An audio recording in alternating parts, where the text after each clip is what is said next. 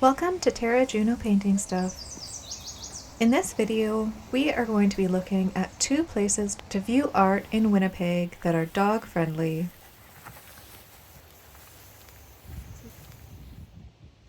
My name is Tara Juno, and I'm an artist from Vancouver Island, British Columbia. And this is my little dog, Emily. Emily goes everywhere with me. She comes on plein air painting trips, and she sits in my studio. Pretty much wherever I go, she goes. Emily and I recently took a trip to Winnipeg. We drove there. In the heat. It's like 2,500 kilometers. Did I mention it was so hot? One of the things that determined where we went and what we did was, are dogs allowed? So in this video, we will be going to two locations: the Leo Mall Sculpture Garden in Assiniboine Park and the Cement Cemetery just on the outskirts of Winnipeg. Let's start with the Leo Mall Sculpture Garden. The Assiniboine Park sits along the Assiniboine River. In the vast expanse of this beautiful park lays a wonderful little gem called the Leo Mall Sculpture Garden. It's full of lovely sculptures by Ukraine-born Canadian sculptor Dr. Leonid Molodoshanin. I might not be pronouncing that right, but I couldn't really find where to pronounce it. He was born in 1915 and passed away in 2009. The garden itself is a delight, with ponds, a pergola, a gallery, fountains, and trails wandering throughout, so at every turn you encounter wonderful sculpture.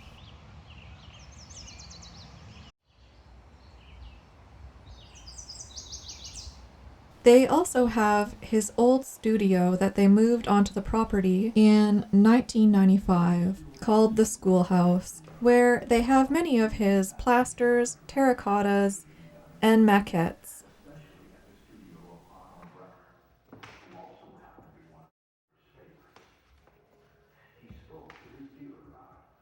Mall donated over 300 bronzes, terracottas, drawings, and paintings to the city of Winnipeg in 1990. They were moved to the gardens in 1992.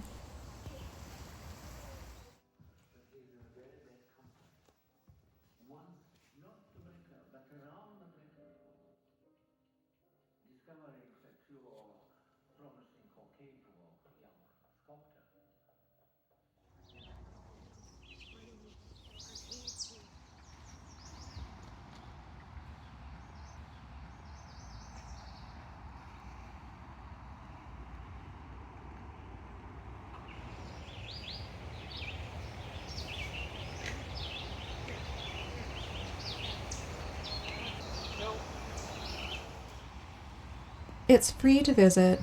Even the parking is free, and dogs are allowed. Although I'm sure they meant well-behaved dogs. The Leo Mall Sculpture Garden is full of squirrels, and these cheeky little monsters were taunting Emily and then running up a tree.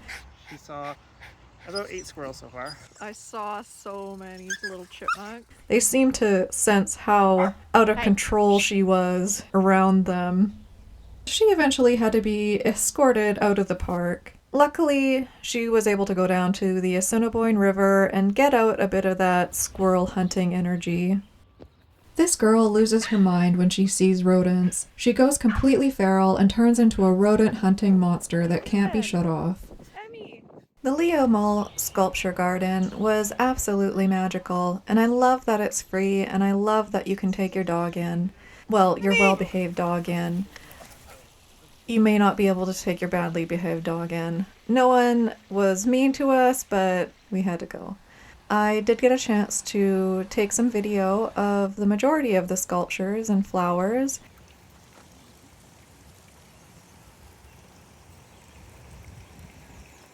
And yeah, I don't know if it was a hit with Emily, but the next location definitely was.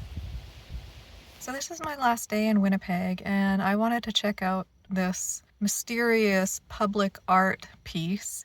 It's called the Cement Cemetery. I saw it on Google Maps and started looking at it, and I was like, weird, I have to go here. It doesn't really have a parking lot. We're just stopping on the side of this gravel road, and we'll see how it goes. This is kind of in the middle of nowhere.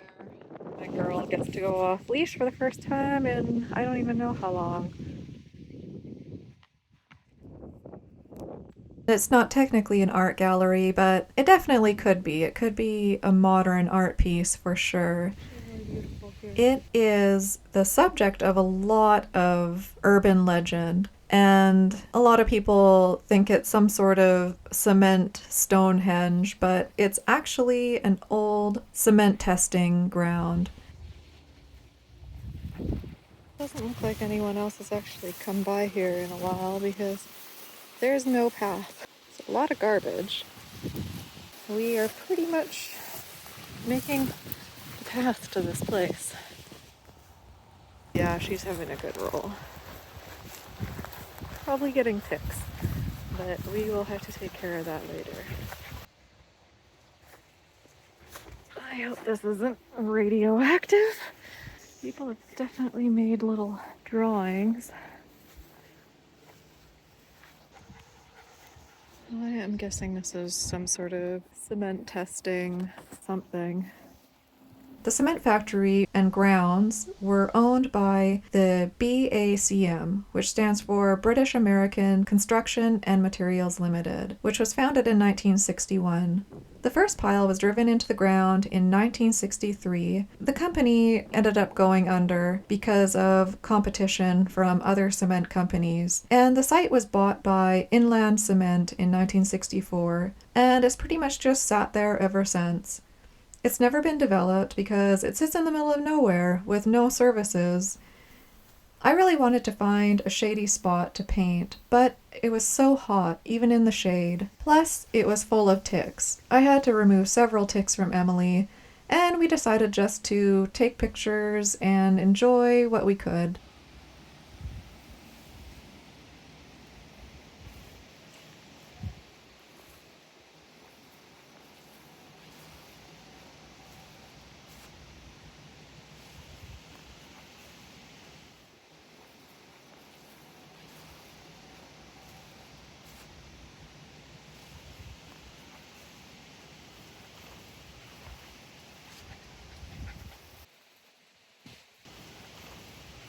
Looks like there's a geocache here.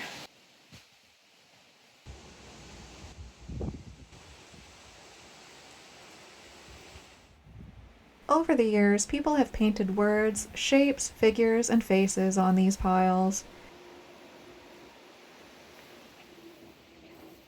This is a pretty mournful place.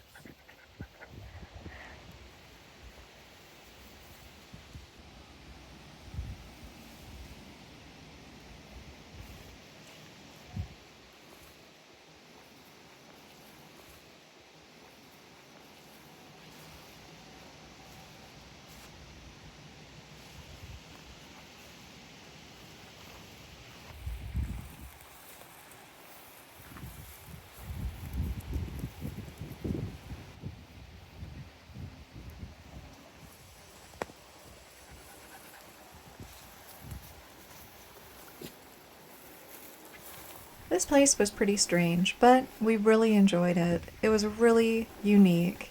I kind of wish that I had brought a bottle of spray paint with me. It really is something unusual, and it's in the middle of nowhere. Perfect for these two girls. It is definitely a 10 out of 10 for Emily.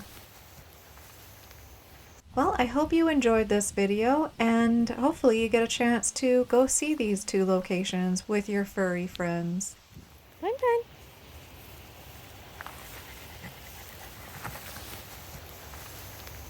This is why I call her Bunny.